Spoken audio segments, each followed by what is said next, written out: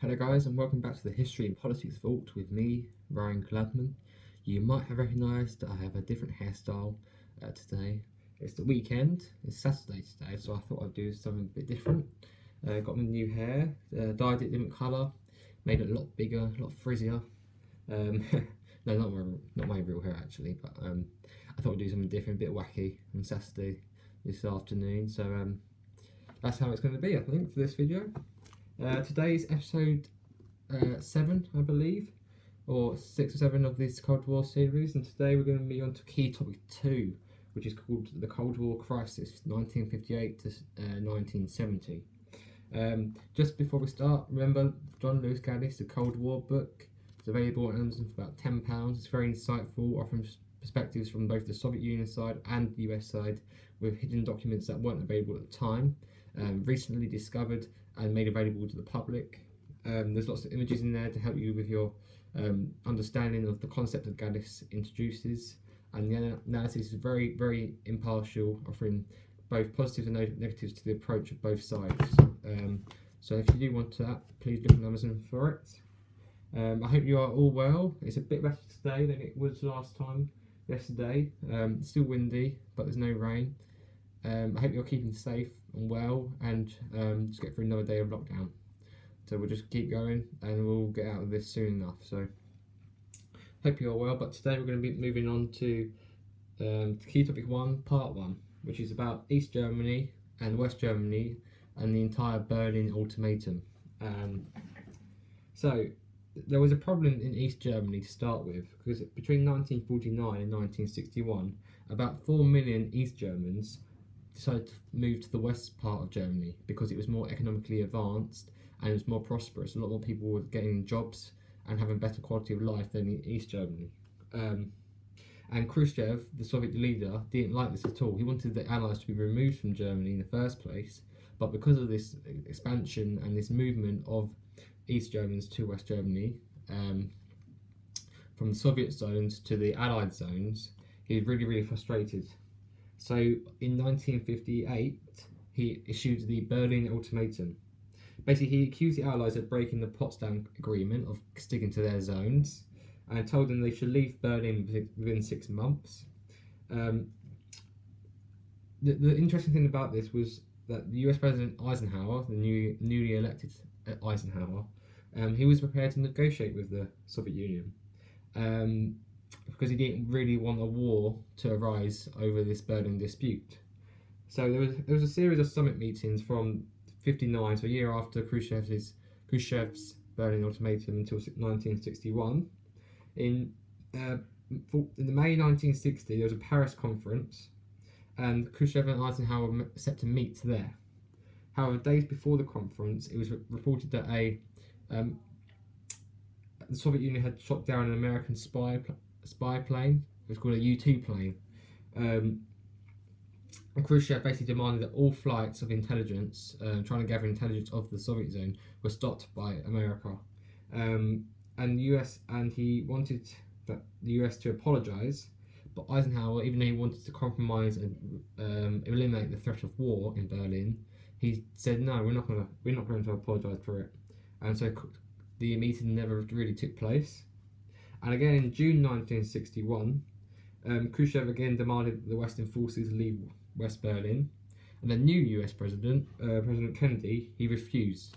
So this refusal by America to accept the Soviet Union's terms regarding their placement in Germany and Berlin led to the creation of the Berlin Wall, which was a permanent wall that was kept up from 1961 all the way to the end of the Soviet Union in 1990-1991.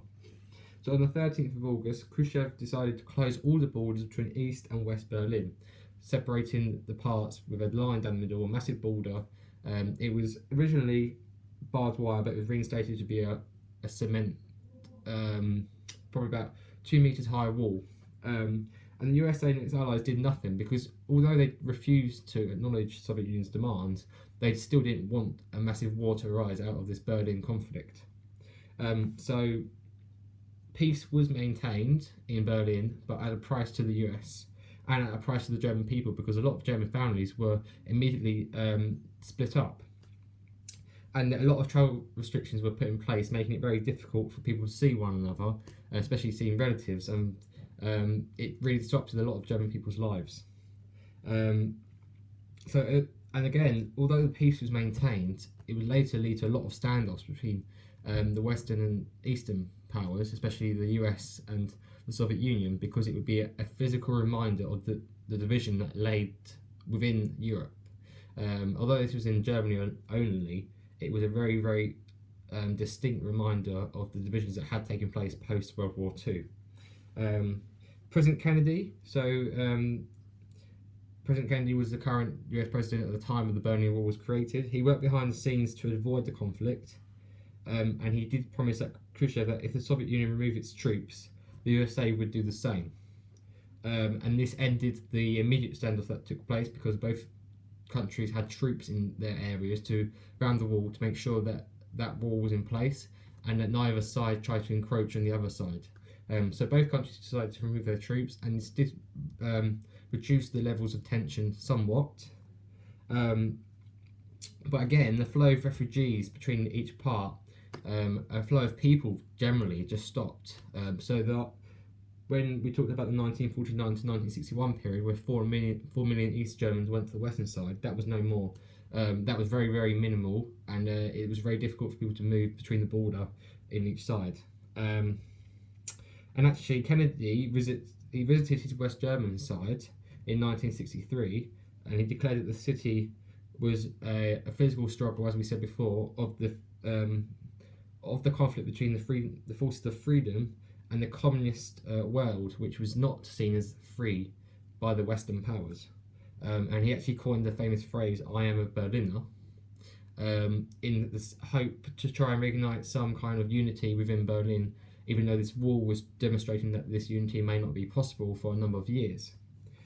So yeah, this basically was the first time that there's a physical reminder in Europe that there was a division line within the continent. The political division now line remained in Berlin, in Germany, where the opposition was in World War II. So obviously Germany was the leading opposition, the Nazis, and this settlement and this country had turned itself from being in opposition in World War II to the leading symbol of the divisions that other countries were making this time. So the Nazis had made their own divisions in World War II, separate themselves from other European countries, but this time it was used as a funnel really for other countries to exemplify their divisions. And the Western capitalist view and the communist Eastern view were clearly demonstrated by the Berlin Wall.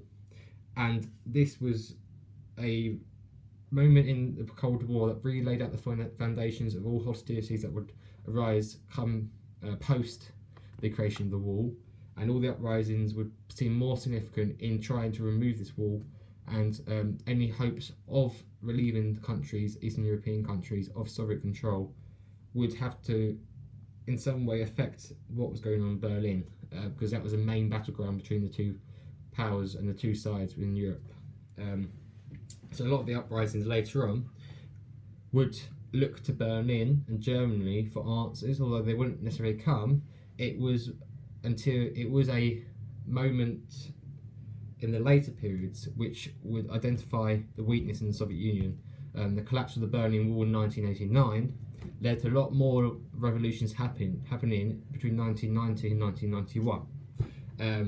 So this was a really, really big symbolic event that took place in 1961, and this laid forward for all the different crises that happened, such as the Cuban Missile Crisis, which we will look at in the next episode, and that was a really big event in the Cold War. And yeah, basically this is another foundation, a raising foundation of the Cold War platform and the hostilities that came from the war itself. So yeah, thank you for watching today's video. Hope you enjoyed it.